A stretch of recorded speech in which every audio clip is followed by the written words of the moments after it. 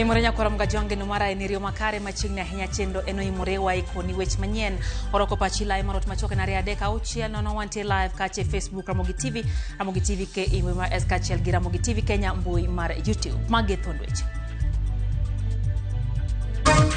Unajua ukiona kitu mbele yako nipiga honi kajaribu kuzuia breki kidogo. Sasa ile matatu ilikuwa na speed zaidi.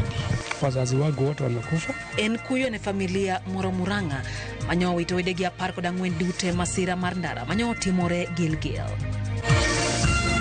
Doho mamalo golo chik ne hospital mamata uchiw ringre miyo moro ma ogengne nikech gowi mar $3.3.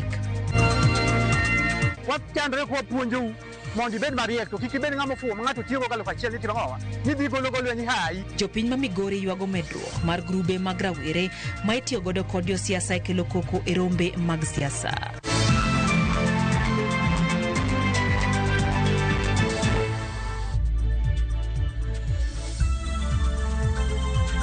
Machiegni nyakora mgajong wantire kanyo gi Elizabeth Otieno ma en jaloko marwa nyinga Lydia Hokeyo.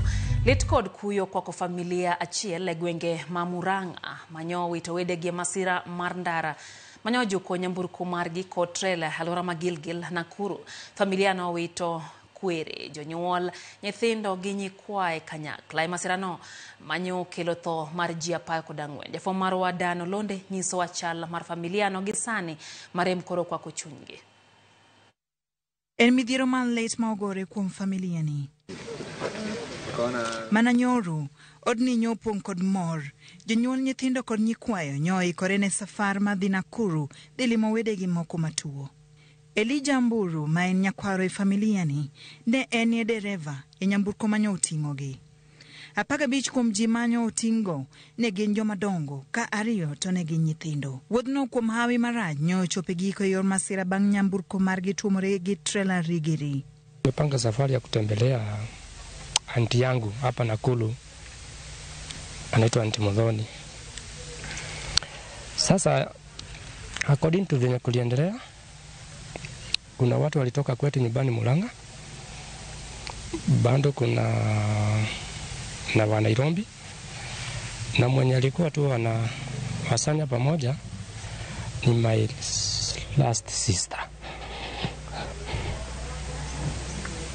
Hiyo organization yote ilikuwa ya my last sister, ndio alikuwa na hiyo akili ya kuunganisha familia ya grandparents wakuwe pamoja. Patrick Mburu kwano lal maduong' magi yudo e masirano ni mar kanyo nyo oting'o jonyuolne magin Elijah kod Lydia Mburu, nyiminege magin Pauline, Naomi, Joyce kod Catherine, kachiel kod nyathi wadgi kod ner mare.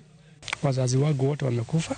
Nimepoteza baba yangu, mama yangu, sister wangu waine na mtoto mmoja na intaga Anko the driver. Patrick to nyo tonye laktho ni mar en kanyakla kod minode bende nyo winjore gi bede gari achiel onogo to kata kamano nyo gin kod dich mar wach sikul mar nyathigi. Masirano bende weyo Steven Gisharu kani kod lit ni mar en bende nyo wito minode kod nyithinde 2 e kind wede mamoko. Nyathine machielo to nyo ringo de hospital. Kwa hii accident nimepoteza mtoto msichana,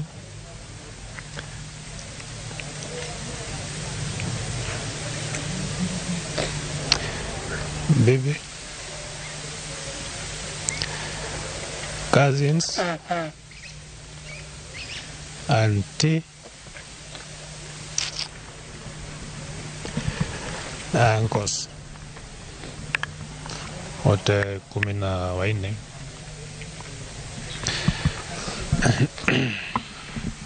En kuyo e gweng'ni makandara Muranga ka jirende kod wede chopo matemo chiwo hocho ne anyuolani.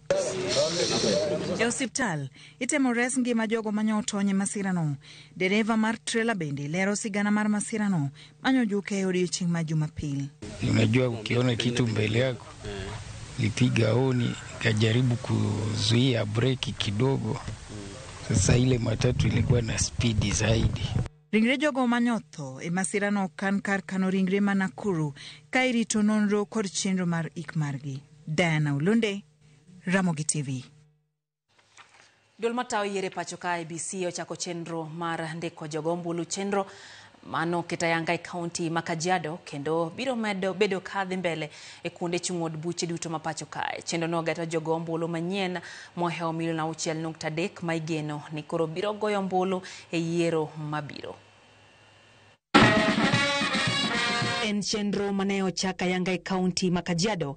Chenro mageto ndiko jogombulu manyien maromo 6.3 kata kamano kwan matin mar oganda no wuok oko e chakruok chenro no ataro mar geno mar duol mar IEBC. Duol no kata kamano nyiso geno mar gene kwan mar oganda mabiro wuok oko mar ndikruok kaka jogombulu biro medore. Remember, the election is in 2027 and we are supposed to register citizens, eligible voters for a period up to 8 months before the general elections. That's when we will close the registration process. Kata kobedo ni kwan matin kende mano chope thoth kuonde ndikruok go thoth jogombulu mane wuok ndikore ne gin rawere mane wacho ni ging'eyo ni ombuchgi mabiro konyogi loko telo mapacho ka.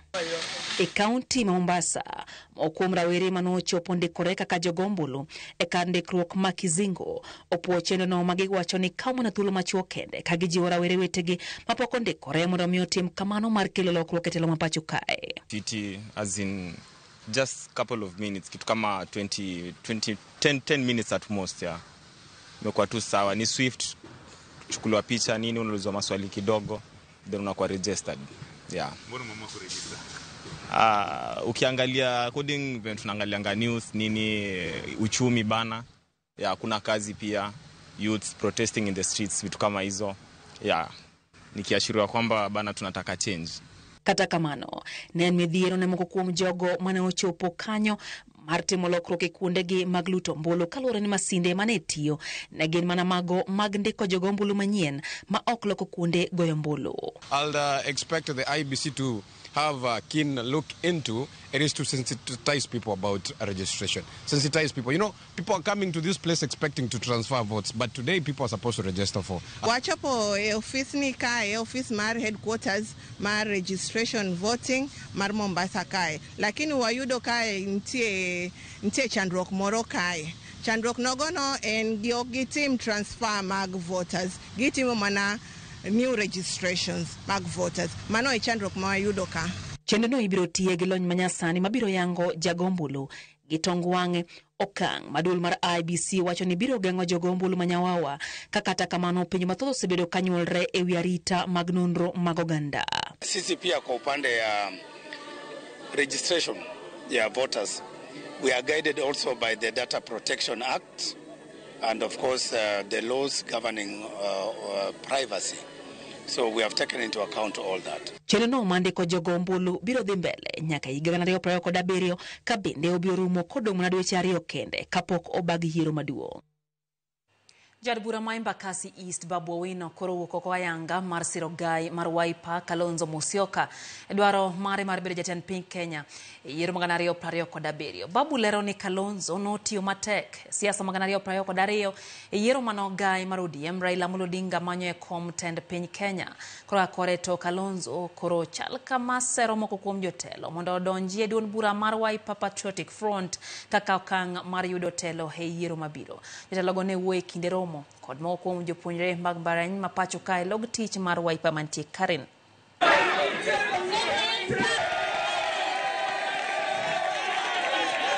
One time. Hebu tusimame tuweke one time. In 2027 Kalonzo ametosha jatosha. Kama alikuwa Azimio, Kalonzo alikuwa mzuri. Saizi kama Kalonzo ako opposition, sasa Kalonzo ni mbaya. Kalonzo amekosa nini so far? Amekosa nini so far? Ati tukisema pia Kalonzo tosha, ati Babu ni mbaya. Mbaya what? Comrades, will you accept this? Ametosha hajatosha. Kwa hivyo you must register as a voter so that we disappoint Ruto and appoint who? Let's continue. But I'm seeing a stampede out of Kenya kuisha. KK. They are going to run out. Wote tunawakaribisheni. How I wish Babu Owino, we are amending our party's constitution to make it like ODM. There'll be a party leader. There'll be 4 deputy party leaders. I would have wished to give Babu Owino 1 deputy party leadership. Because we must change it. Hatuna ubaya. But because akija saa hii atakusema by election in Embakasi East, even that we can face together. There's no problem. Samnamna hiyo. Riwruog Governors ma pacho ka obedo kata omedo ke kod sirikal mamalo ewi sundo ni nyaka ti mana kod yore mag mbui nyiewo gigo sirikal kata procurement weche obedo matek e kinde romo mar IBEC mana obage kar jot ma jalup jatend piny mane ntiere Karin kama governors onyorore ni ok nyal chungi gitiyo kod chenro madi kelo digni chenro mag county. Walter Nyambaga ntiere kod ler. En romo ma wenge jotelo ojore kaluwore kod pogruok e paro ewi wach nyiepo yore manyasani midendo ni e-procurement e chenro makuku mar riwruok mar governors uthiro tiyogo kendo keto e tim kagikoni opong' kod achiedh nade e kod midhiero mathoth magikoni miyo tije sirikal ma counties oruombore piny. We have no problem whatsoever with automation. But Your Excellency, we feel that this EGP thing, along the road, you people will either realize that you are not given the full picture and would ask to reverse it, or it will be implemented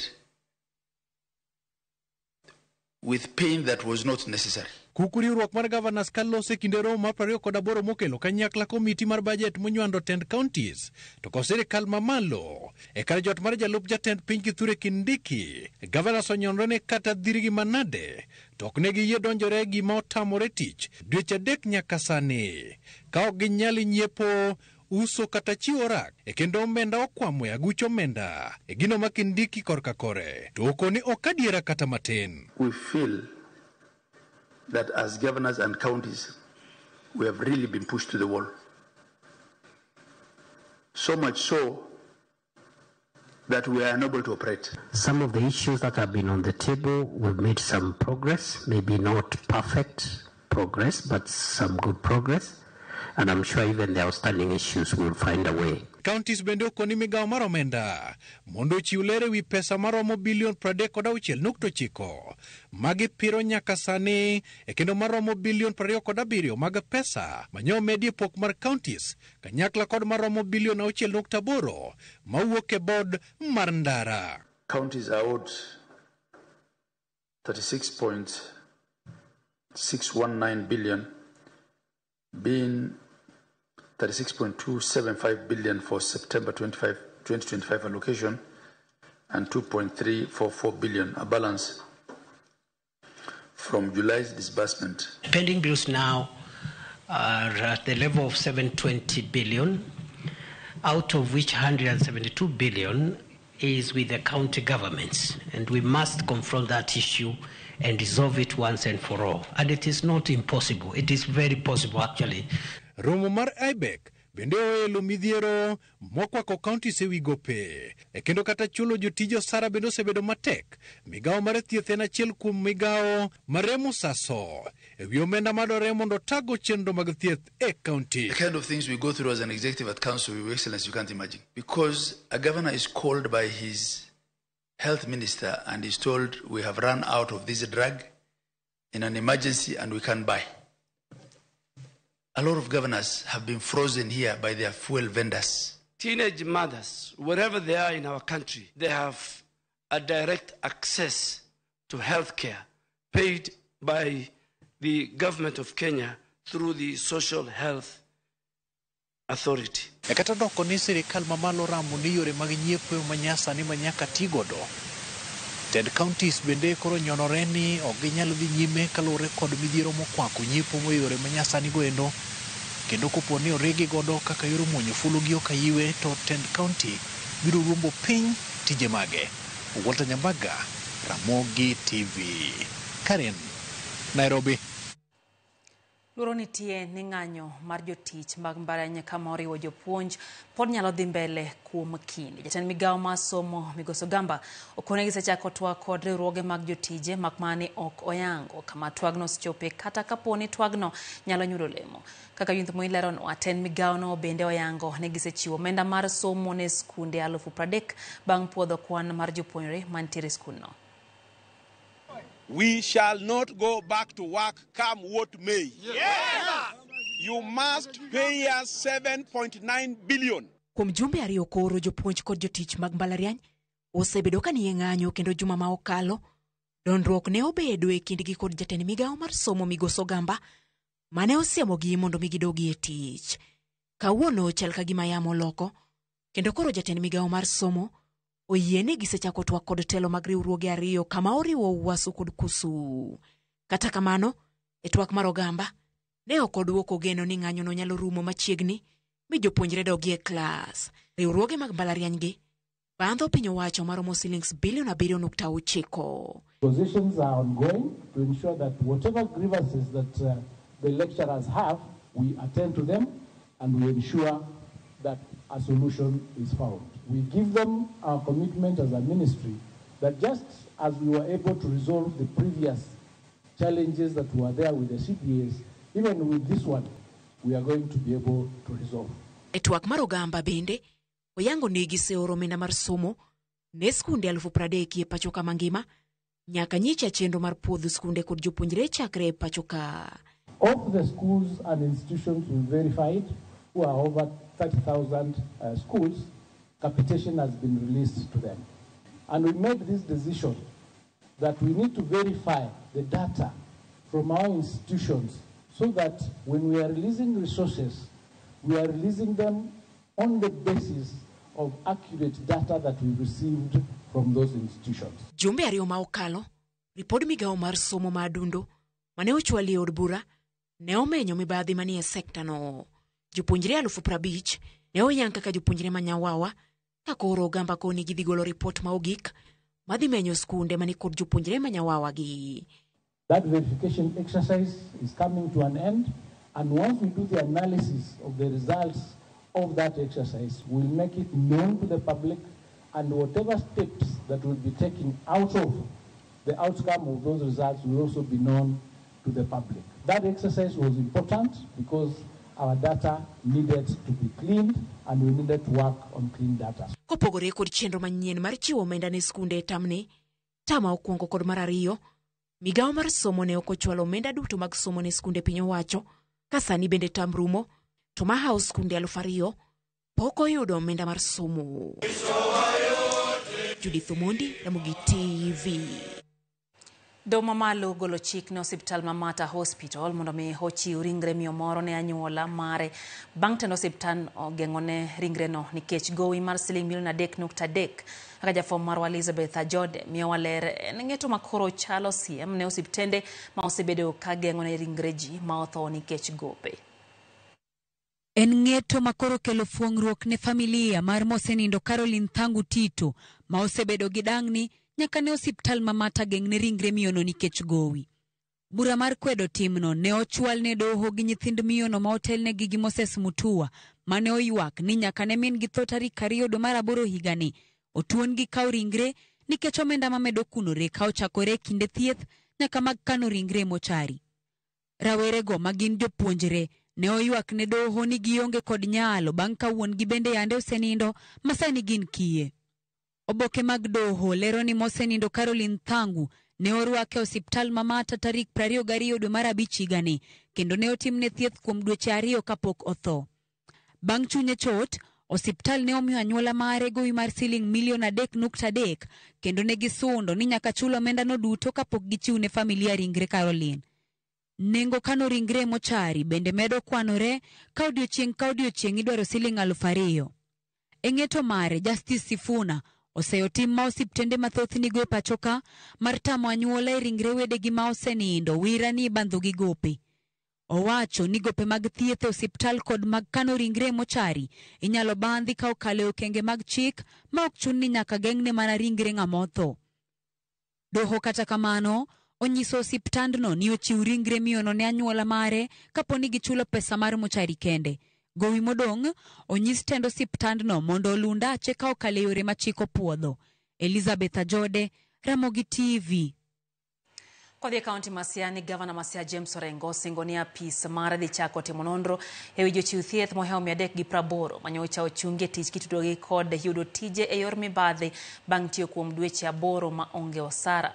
Kane oloso gi jochiw thieth go manogoyo tache laro mar apisi mar tend kaunti n'odiochieng' mangima. Gavana Orengo wacho ni kata doko ni migepe mopogore makedo gi mibadhi mapacho kaka EACC kod okwach kich osedonjore e wach makamana. Apis mare bende koro timo nonro e mibadhi no kokwayo jochiw thieth go mondo mi ochwal oboke mag tich chieng' tich 5 jumane. Magi nowacho bang' apisas mag EACC rem yuoro hero manyocha gichano giwegi ne gibiro kawo oboke mag jochiw thieth go odiochieng' no makawuono. Including myself. And I'm accountable. And abe miuru thuolo ne ng'ato ka ng'ato man gi proper papers. I am telling you, ka ng'ato ka ng'ato ma ne gi proper papers. Ema wacho. I'll examine them. Kata gibed 1,000. I don't want to check a Friday. Yeah? Communication. No, another waro. Ne kaka wacho no Friday. Chakre 9 o'clock. I treat each one of you individually. Nikech ng'ato winyo ka winyo nigi ywakne. Sama sayara rajinta iniwon. Omiyo manade duon gavana kanyo on Friday. Wabi mondo wachak the process mondo mi wane to way forward madwa kony go nyithindwa en mane. To mna gima gavana wacho ni gima duong' mantie nyaka konyu nikech un josiaya. Mano gima nyaka wane kaka ditime mondo og maber. An ageno ni Nyasaye biro miyowa weche mabeyo. Kendo wadwa watiyo as a team masama process no dhi mbele wabet piny as a team wane ni way forward en ang'o.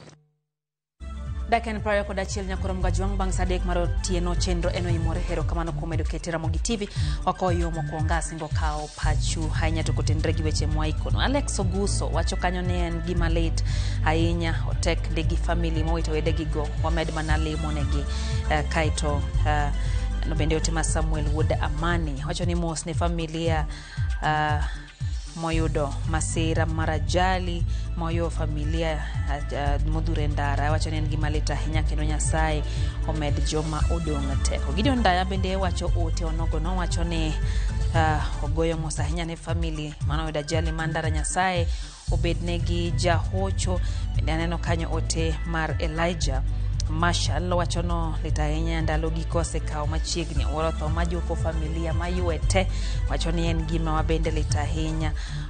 Wacho kanyo ni wechego motendre kod nonro mag neno ni ndara jo otiem go makare bende oket makare. Shemotho manobila wacho ni oluwo wechegi ahinya tiyo mos ne jok moito jogegi ajali marach marapaya wacho ni let's shout it out to the driver.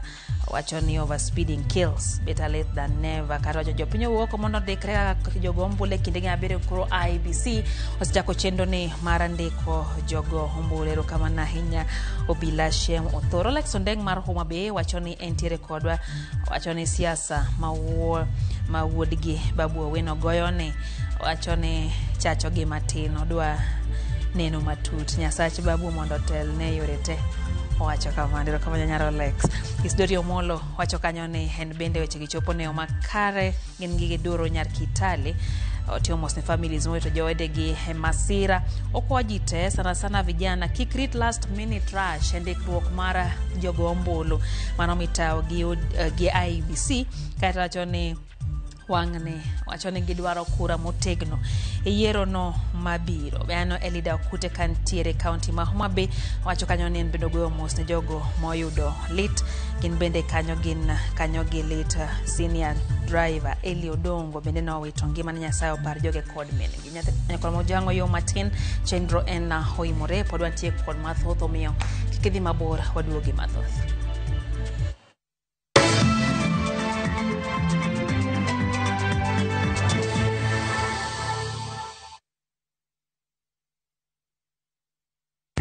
Saa zingine mambo kupata bila plan. gas ndio imeisha, landlord akuache upumue, mtoto ni mgonjwa na bado ni mid-month. Usijibox kwa noma.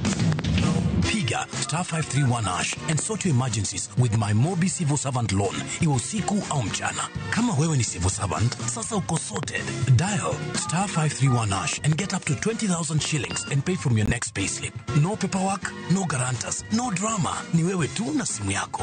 Register now and see your limit in seconds. Build for Kenyan civil servants. My Mobi, iko sorted.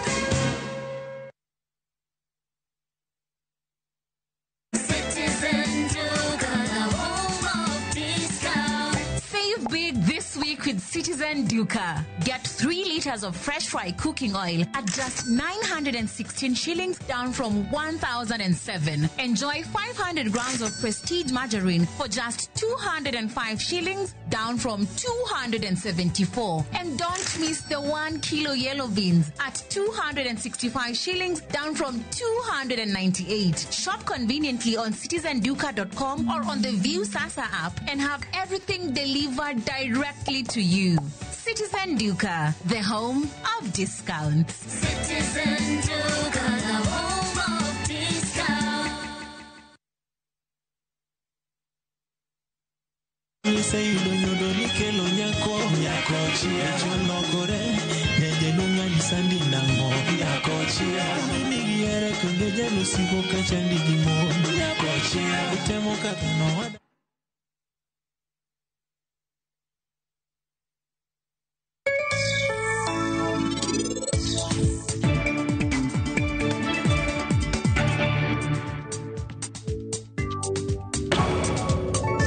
Sancho, en no kodwa timo arus gi Niti.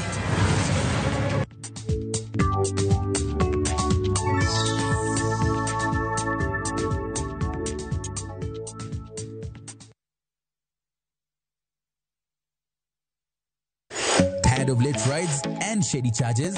Itisha Wigo. Now Wigo, you get more than just a ride. Unapata on-time pickups, gari safi na fresh every time. Ride V-Smart, ride V-Safe, now Wigo. Download the app now, ama SMS Wigo to 2045. Wigo, your trusted ride.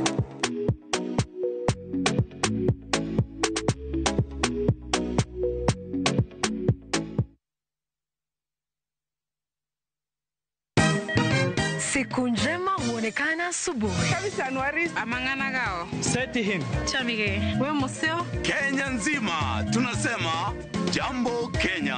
Wax, tiki, taka. Twende sana my people. Hapa ndo nyumbani kwa muziki wa Afrika Mashariki na malezi ya vipaji. Sasa tuko tayari ku drive on. Mibibi na mijize. Leteni porojo sasa. Habari za kuaminika kutoka kila pembe ya nchi. Are you ready? Leo kati ya Ingwe na Gor Serikali. Hapa ndio home. Radio Citizen, radio number 1. Radio number 1. God is able, he's able. God is able, he's able. Kupata huu wimbo wangu uitwao God is Able, kama sikiza tune yako, bonyeza *811 *337# kwenye simu yako. Kumbuka, sikiza na Citizen ni nyumbani kwa wasanii wote.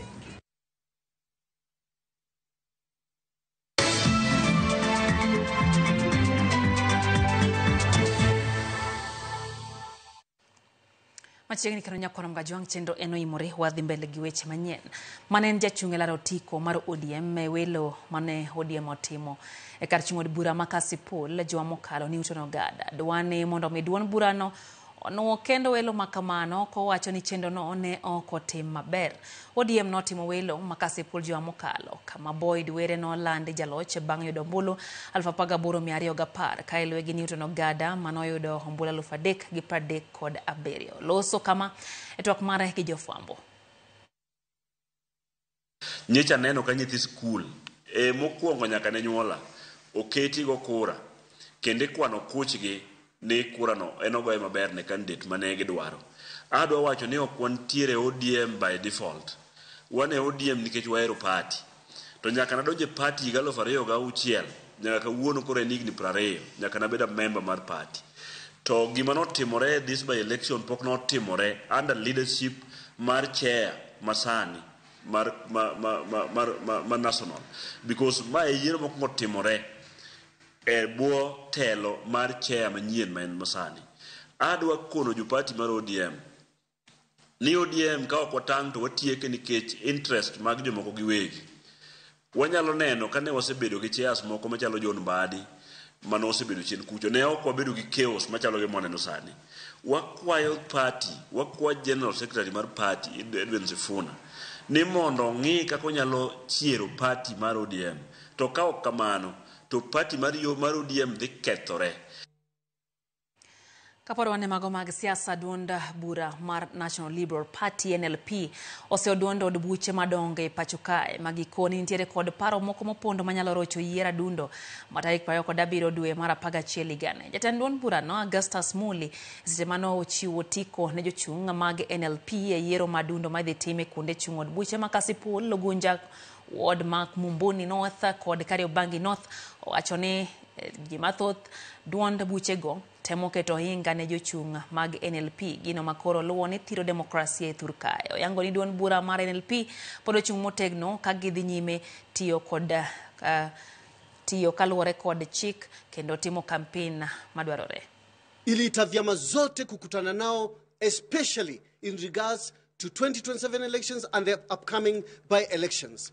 Na all parties za PPLC, Political Parties Liaison Committee, zilikubali kwamba any party that is involved in malpractice, in violence, in illegalities must be banned from taking part in the elections. Na sisi kama chama, sisi kama National Liberal Party, we are the first party to show this example. Sisi ni chama ambayo hatuna violence.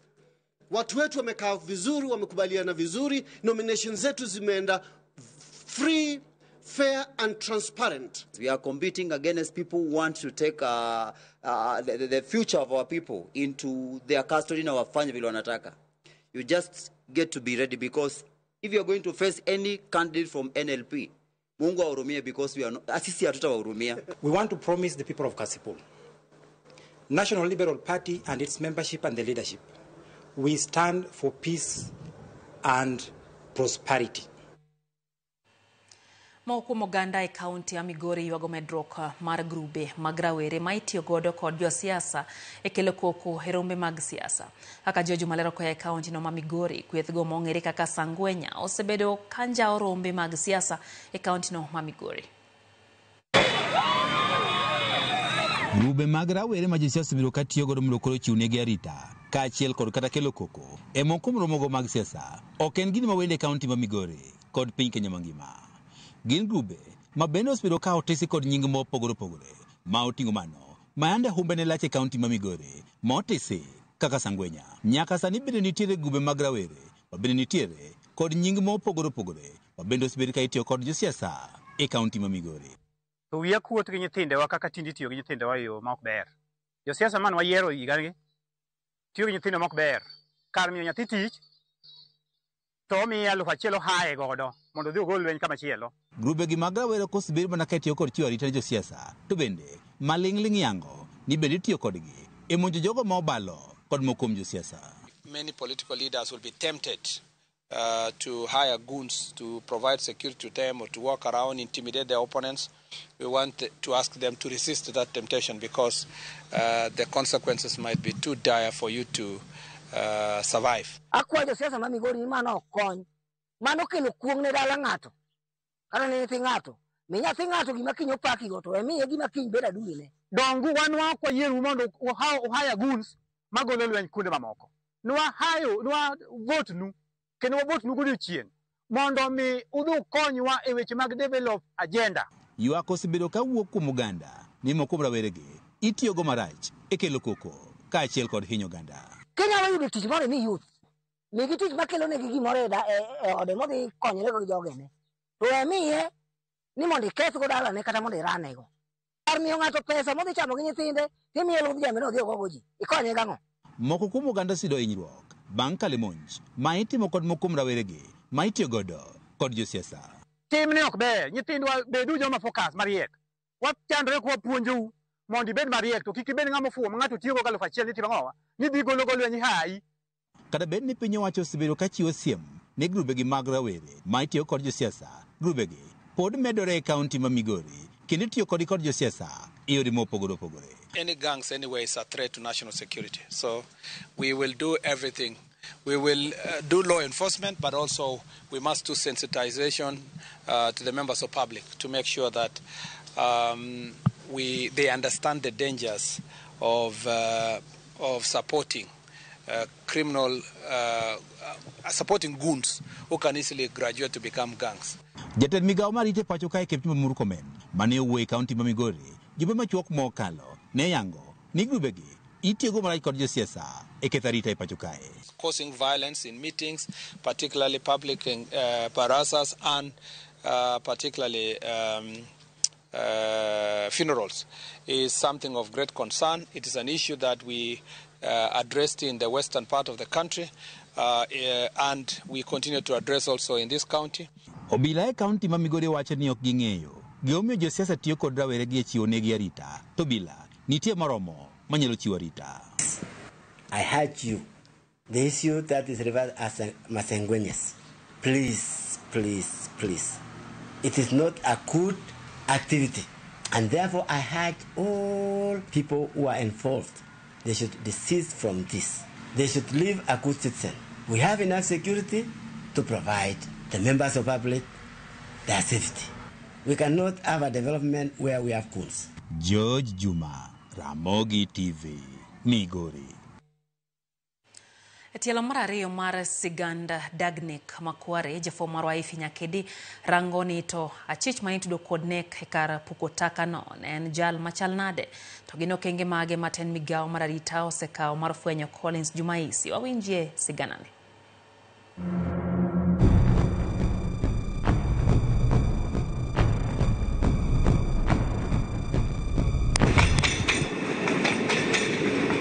Bange wuoth notero wanyake chiro mar railway kata reli e gwenge ma Pipeline bore Nairobi. Kae ma wachore ni Jumaisi ne time ohala mare mar uso line mag simbe ong'we yamo. Kaluwore gi moko kuom johala ma kae mane ong'eyo Jumaisi ne en jal mamuol kendo bedo ni okwach kich ne tude gi nek mar joma mine gwengego podo mako gigi buok. Tulikuwa tunaishi na yeye hapa, anakaa hapa, mimi nafanyia biashara yangu hapa, na yeye alikuwa anauza hizi line za Airtel na alikuwa anakuletea mpaka laini mahali unafanyia biashara. Sasa nikaona hiyo jambo ni gumu sana kusema hiyo brada yote iagukiwe ni yeye, na bado police station iko hapo karibu kwa, na tunajua vile wanafanyanga, hata hakuna mwenye anaweza toka hapa aende akae hapo bila kuwa ati ni maneno wamewekelewa. Tunajua hao watu, na pia sisi tuliona ni kama wamefanya hiyo brada alafu wanataka kuagushia goli huyo mjamaa. Juu haingewezekana ati amefuga yote na hizo kaba, hiyo mili yote.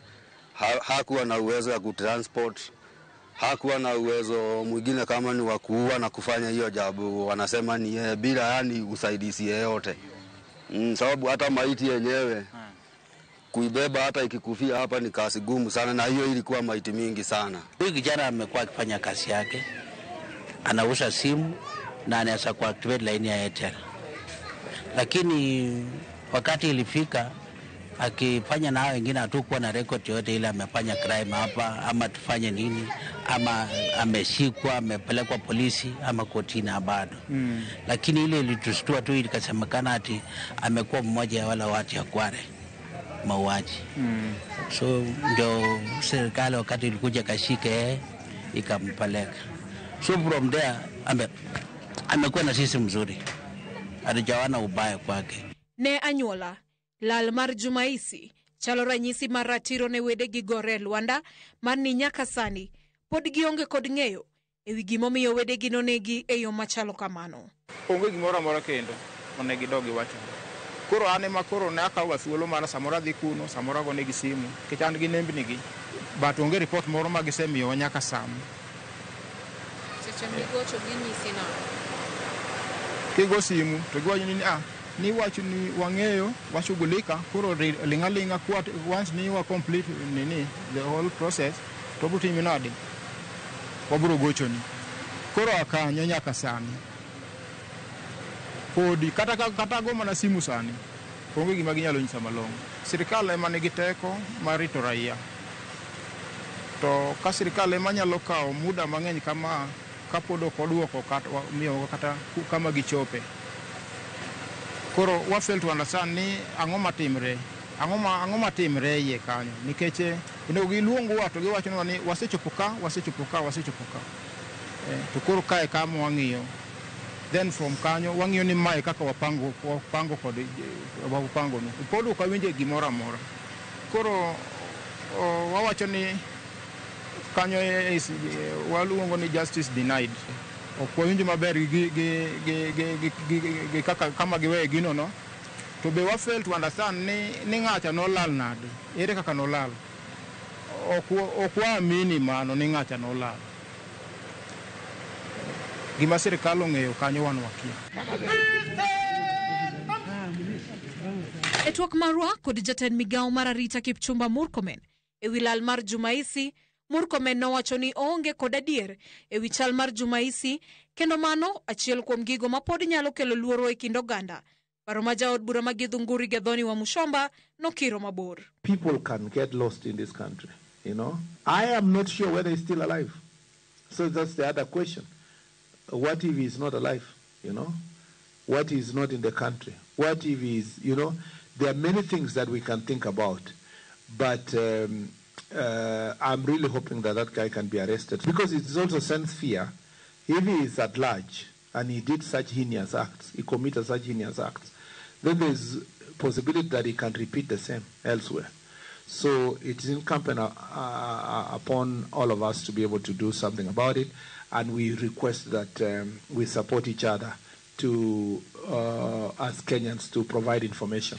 And I really hope that DCI will catch up with this person. How can a whole minister in charge of such a serious docket, funded by taxpayers' money in billions, come and stand in front of lawmakers, representative of the same people who are murdered, to tell us in 1 year, 1 month, he cannot tell us who killed those women. He cannot even come and tell us what happened to that guy who was arrested and disappeared from a certain police station in Nairobi. He cannot even tell us what is it the government is doing so that we get to know who killed those women. Anatuambia, ati nyinyi ambao members of public munisaidie so that we can arrest the perpetrators. You're telling us to help you to arrest. Kaluwore gi moko kuom jogo makedo ne ratich oganda pachoka, chalo ka gima obila nong'eyo gimoro e wi lal mar Achich Jumaisi.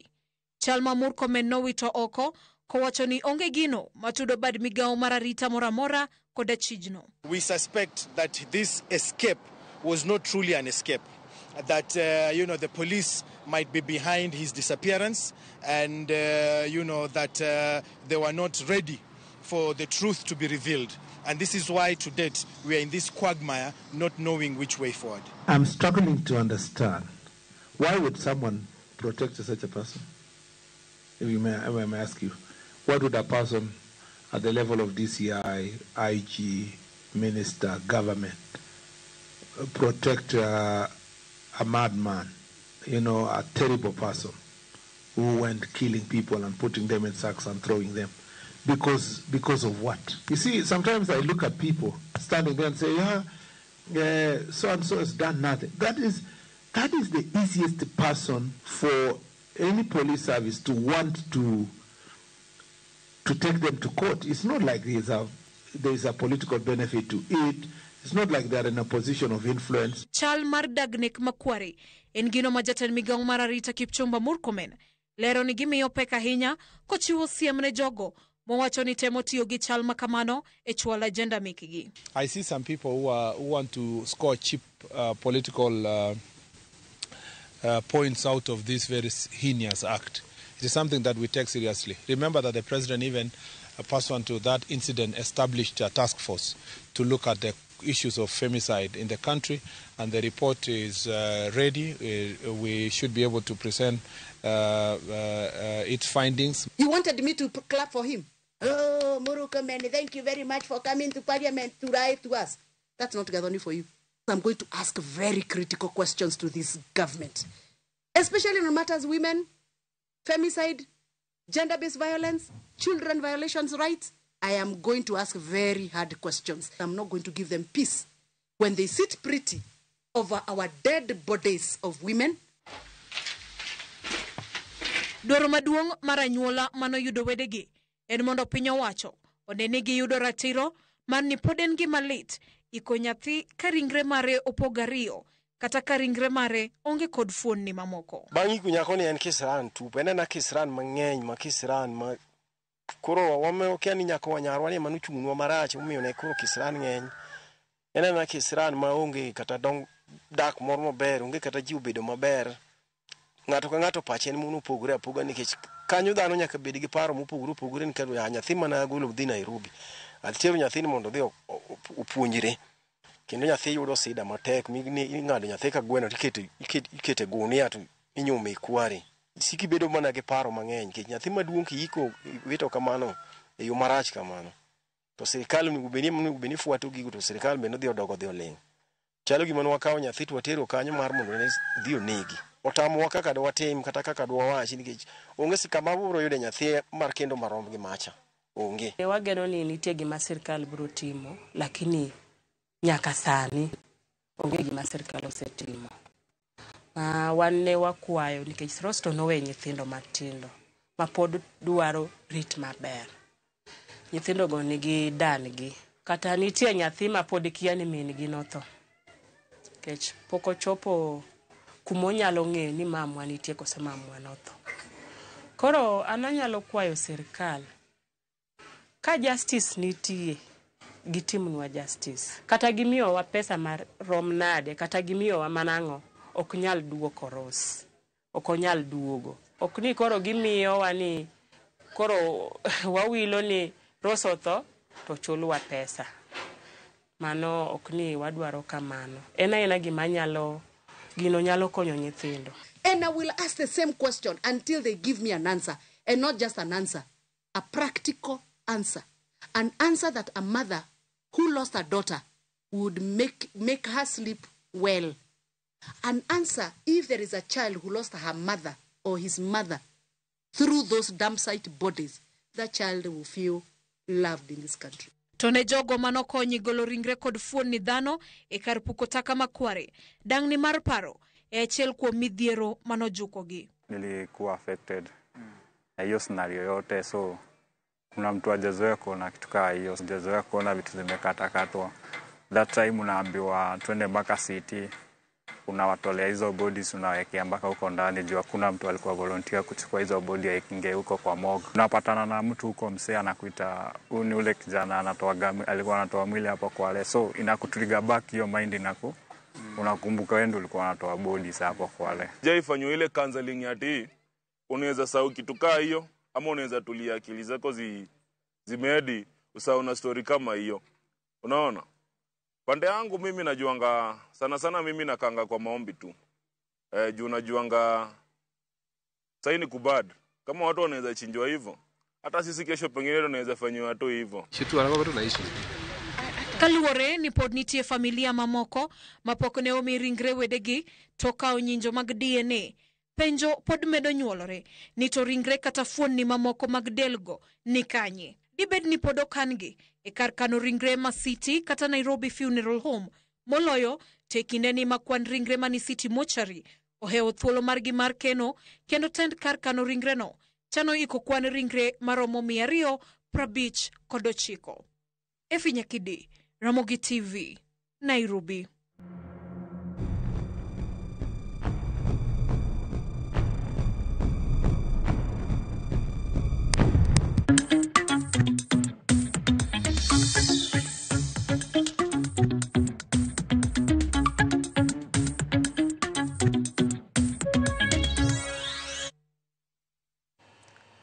Jopith rech nam Lolwe e dho wath Madunga koro ywago lal maduong' magiyudo bang' rech mantiere e osera manyasani mag rech kata cages 12 notho apoya. Ka jafwambo marwa Bill Gates Odwar lero jopith go ywago lal maromo siling milion 9.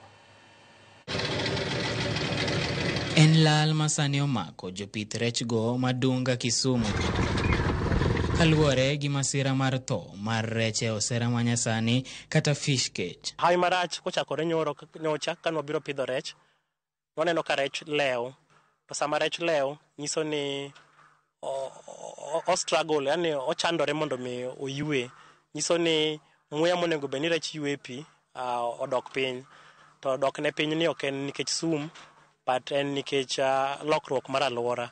Koro yudo ka pi mamalo gi pi mapiny ok nyal riwore maber, to rech yudo ni koro onge oxygen. Jopith rech go koro wacho ni gidhi lalo omenda maromo shillings milion 9 moloyo to ni masira no biro kelo midhiero ne jouso mag rech manitiere Kisumu kod alwora mare. Koro keje 12 gi keje achiel kane rech osedongo mwauso nitie mano expect ni golo next week mid of October ka. Ma keje ka keje en shiling 800 kane wauso rech gite. Koro keje 12 kigo 800 en milion 9 600. Wala logi maduong' ka kabisa kama milion 9,600 olale en lit maduong' ahinya ne jo community ni. Kech rech ni kane wagole mine nyaka Kisumu East, Kisumu West, kocha chaka biro katwa miyo gi rech gi. Kwase miyo gi rech gin bende gidhigo chiro gido ka gikonyore utegi. Jopith go mane okalo e masira machal gi ma higni 3 mokalo koro chiwo ywak ne sirkal ma kaunti ma Kisumu mondo okonygi. Ndidwa lor to January fees pek. Koro kata kaka wadhi timo mondo wadu pesa wachulo ne thin school fees bende pek. Nam wuon rech mimake nam to sani onge. Koro mane watimo mar pur mar rech ne mane nyalo konyo. Koro wakia kaka wadhi chako mondo wachak wadogi. Koro wanyalo kwayo kapo ni nitiere well wishers county government ma Kisumu, whether it is national government, mondo migimiwa support wachak wadoge nam. Sirkal ma Kisumu ka okalo e migawo mar pith kod pur osingo mar keto kenge mag neno ni rech ma othogo ok chop e chiro manyalo kelo hinyruok ne jopiny. Sani wan gi jo Kemfri ne namka gitimo analysis mondo wang'e ni problem ni nyowuok nade.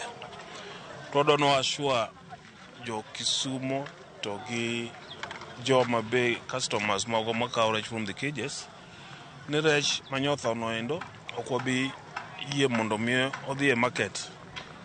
To why encourage joma pod rech gi ngima e cages mondo harvest gi kapok gi bed affected.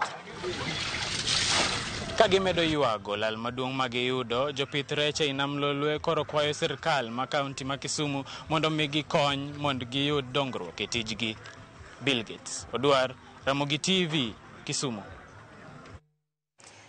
Kamano Bill Gates geno marwa en ni jopith go bro yudo kony mowinjore. Duol mochung' ne dongruok e alwora ma nam Lolwe Lake Basin Development Authority LBDA wacho ni giseketo kenge makare mag ting'o malo pith kich e counties molworo nam Lolwe kaka achiel kuom neno ne jopith mag kich yudo ber. Ali Abich ne giler kwa e county ma Homa Bay.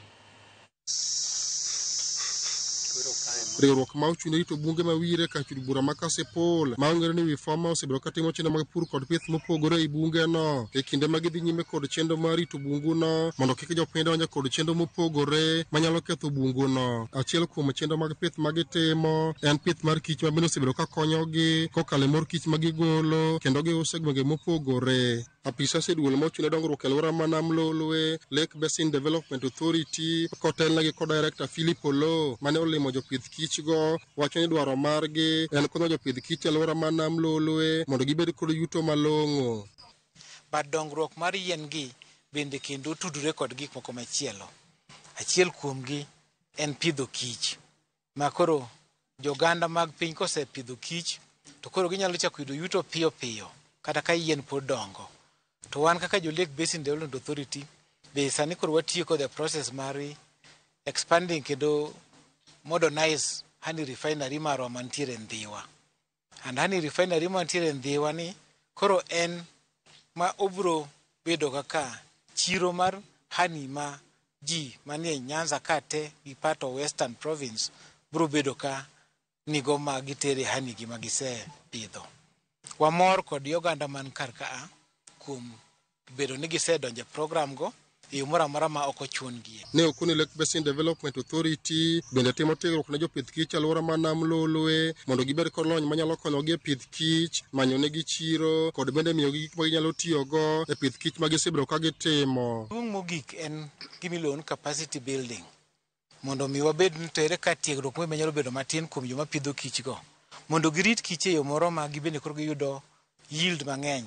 Ka gitimo harvesting kata gikayo kich to giyudo mo mang'eny. Like for example, ka ayudo average margin about 7 kilograms per hives to tiegruok aina ni koro nego beno atim yo ma gibro yudo ka gichopo kiwango ma koro ginyalo yudo kilograms 15 per hive ma gitiyo go. Machielo en kaka gibro relate pidhruok mar kich ni kod rito forest ma be gintiyo go nikech kich gi be dhi manyo forage from the forest. Gimiluongo ni forage pollen grains ma yien ma opidhgi golo ema konyo kich gi loso honey. Koro tiegruok mano be nyaka koro wabedo kodgi. Jakom mar Wifoma Crispin Osonga wacho ne gigeto yaro pith kich ma gisebedo gitimo e bunge mag Wire ka okoni okang' ma LBDA okawono biro miyo gi mijing'o e pith mar kich ma gisebedo ka gitimo. Dhi kelonwa konyruok mang'eny especially kuom addressing kuonde ma wantiere kod rem kata gaps machalo koka capacity building mag farmers. Gisani wan gi hives 1,200 mantiere e Wire forest ka to lengo marwa maduong' mondo wabed gi beehives 10,000 mantiere within the 5 kilometer radius mar Wire forest. Wagoero kamano ne Lake Basin mokelonwa refinery mombedo station at Ndhiwa. Ubiro mondo ne projects ma Wifoma osebedo katimo e Wire ka kendo adiera manitie en ni tich ma Wifoma osetimo osekelo lokruok mang'eny kabisa e area ni. Kaka chief maka ang'eyo ni weche mag ketho forest nyocha dhi mbele ka ji dwano ng'ad yien wang' maka to nikech nokel this program mar Wifoma wach mar yien ming'ade got en gima koro orumo. Alia Beach, Ramogi TV, Homa Bay. Gikone to jodak e gweng' Maramula kar chung'od bura magi mochwalo ng'ur margi e doho ma Siaya mar kwedo kang' mar chiwlo ne kambi kunyamula mar Shanta Gold magi tiyo kod chenro mar daro gi mier kar doko ne pok okaw pachgi e wi wach makamano. Magi bire kinde ma kambi mar Shanta Gold to ramo ne pok yudo lesen mar kunyamula e gweng' Maramula kar doko ne gisenyiso dwaro mar tawo chenro ma kunyamula kanyo. Jodak go wacho ne gidak gi luoro kod kiondko ni mar ok giyango ka kambi no biro dhi nyime gi tawo chenro mage kanyo kata ibiro winje ywak gi kendo chunge. Burano ibiro chak winji taipayo kod 3 dwe mar 10 higani e sach limbe mare papisas mag mwandu mikunye bwolo kod Tend County ma Siaya e gweng' Maramula. Migawo no singo mar biro kawo pach jopiny. Ma Siaya ka nikech wan kod adier ni doho ni biro konyowa. Wasebedo gi kwe ka watiyo gini orewa joma wuok Western joma wuok Nyanza ku wasebedo kwa tiyo gi kwe. To chopo sama koro kiwuoyo kaka wuoyo ni to kiny godhiambo to semaki otieno to semaki to tere iye gini okwaneno kabernwa omiyo wan gi kwayo ni ka giwinjowa to giwenwa thuolo wadak kaka nyocha wadak. Ng'ata nang'e ni katiba ma Kenya wacho wuon lo ka ng'ato dwaro gimoro kuomi to biro to wuoyo kodi in emi winjori kode mondo yiene katitamri. Kitamuri ni ng'ato ok ng'iew gwendi ok onyal chuni no mako gwendi gi thuon titamuri. Omiyo jo Santa ka dwaro ni mondo winjruok kodgi to ka bi winjora kodgi nikech kuma dhiye onge kuma dwa tere jogi bende onge nikech kuma ok ginyal ndiko jogi te. Wan gi luor adier ma kata sami dhi puro puothi ti puro mna kiluor nikech samoro ibiro we puothi no kanyo ibiro biro ti biro muki puothi no biro dong kanyo. In gi nyithindo winjo moseol kaka waolni kuma wadwa dhiye onge kuma jo Shanta dwa terwa e onge jogo mamiyo gi nembni mege lopewa joma miyo gi nembni mege lopewa go gin bende gi tang' gin be gin dhano kaka wabe wan dhano ne giwe shandowa giwe sando ngimawa gi nyithindewa duto giwe sandowa.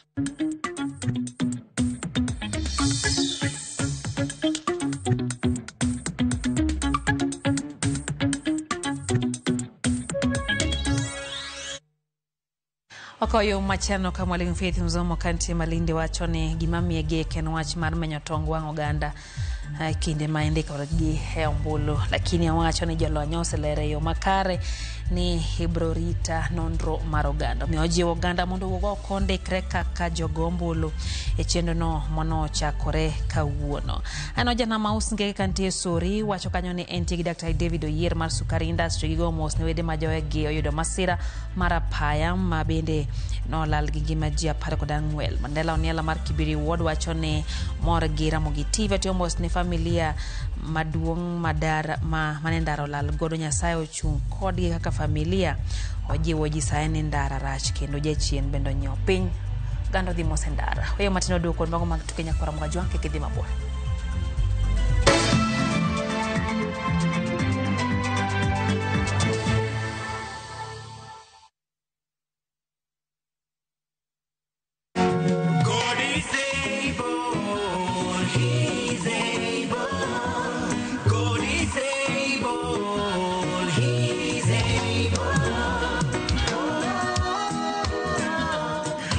Huu wimbo wangu uitwao God is Able. Kama sikiza tune yako, bonyeza star 811 star 337 hash kwenye simu yako. Kumbuka, sikiza na Citizen ni nyumbani kwa wasanii wote. Your mother's love is with you wherever you go. It starts with little moments of courage to stepping out into the new world with confidence. Stay soft. Nothing lasts like mom's love. The world slows down, and in the quiet, we find each other again. We laugh louder. We love deeper. We reconnect with friends, with each other, with ourselves. This is the low season, the season for connection. Rediscover your partner over dinner by the ocean in Diani. Sing and laugh with friends on a self-drive safari to the Mara. Unwind as a solo traveler, journaling by a fire in Elementaita. Or finding calm with a massage overlooking Lake Nakuru. Because travel isn't only about where you go, it's about the people and the moments you take with you. This is the season for you. Visit VU Travel and let's plan your low-season travel. VU Travel. Let's plan your story.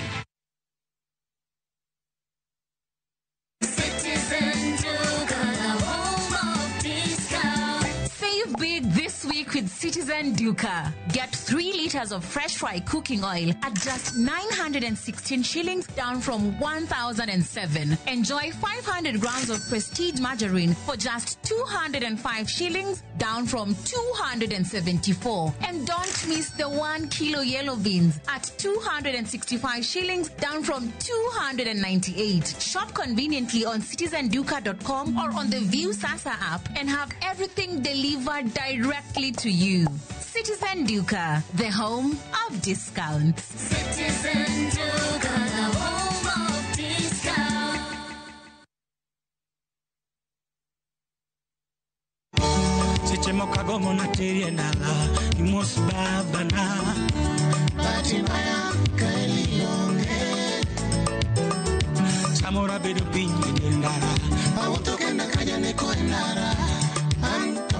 Monde yud thuma mar era machon kaka skiza tune mari dial star 860 star 416 hash.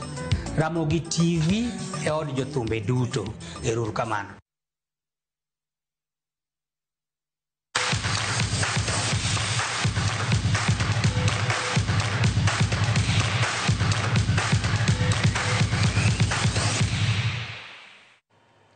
Timar Mofa oyudo loch mar gol 1-0 ka gitugo gi Nairobi City e tugo ma okwongo mariango season manyien mar higa 2025-2026 mar lig mar NSL ma pacho ka. En loch ma koro keto Mofa namba 6 chung mar ligno bang' tugo 1 kende.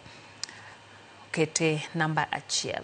E duoko mamoko tim mar Nzoia United no loyo 3K ma embu gonde 2-1. Kabati Youth Mamuranga Givi Higa United no were amodhi mar gol 1-1. Kibra no loyo Talanta gol 1-0. Fortune Sacco ma Kirinyaga no loyo Dalabang Naivas yudo loch bar mar gol 1-0.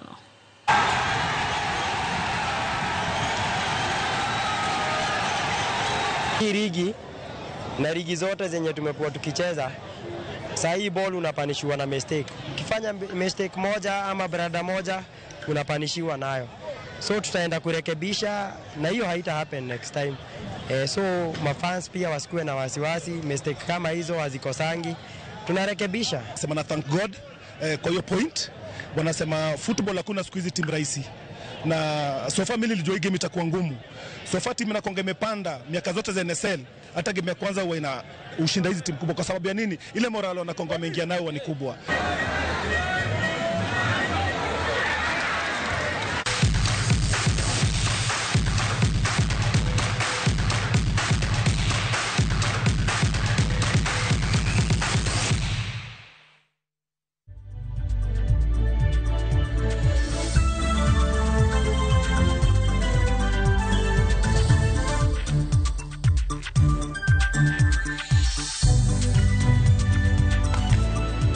Kanya mwateke chendo maro imorenya korom gajongo zum kapita wacho ka chani weche mag Sangwenya teka hinya kato wacho ni wang ni to opek Sangwenya moro bende dware post moro gone kura e Migori County ewi Sangwenya no bende aneno kanyo ka Oguda ka Yesu wacho kanyo ni NTA Makalda Migori County gweng ma Obatala wacho ni wach Sangwenya no nitie ndalo machon wacho Migori tinde ber rawere manyo pesa e gold mines gina magi boda Migori is a very peaceful county omeyo tinde gin tire iluonge mani Home of Champions mano kanyo ote mar Oguda ka Yesu kato chingo mwato wacho ne okwojo matindo mosedo kitambulisho mondo chopi offices mag IBC gindikre kaka jogo ombulu e yiero mabiro nyakorom ga jong mano bende ote mwachwale Ramogi TV wabro medo paro ni pile ka pile nyaka kinde mochiwgo rum par ni en chenro mabiro dhi nyaka 2027 kodong mana dweche 2 kende timo yiero emobro rume kata kamano en wach motese ni continuous voter registration en gino abro dhi mbele omiyo los kinde kapok indikore dhi ndikre kaka jagombolo e kanye mwalo chenro maro imore lo timo no wechegi ochopni yo makare wagoro kamano kuom Ramogi TV kinde duto osebedo gialo Kolizo Tieno kachiel gi director marwa Alex Obado Gilange onin makare nyinga Lydia Hukeo.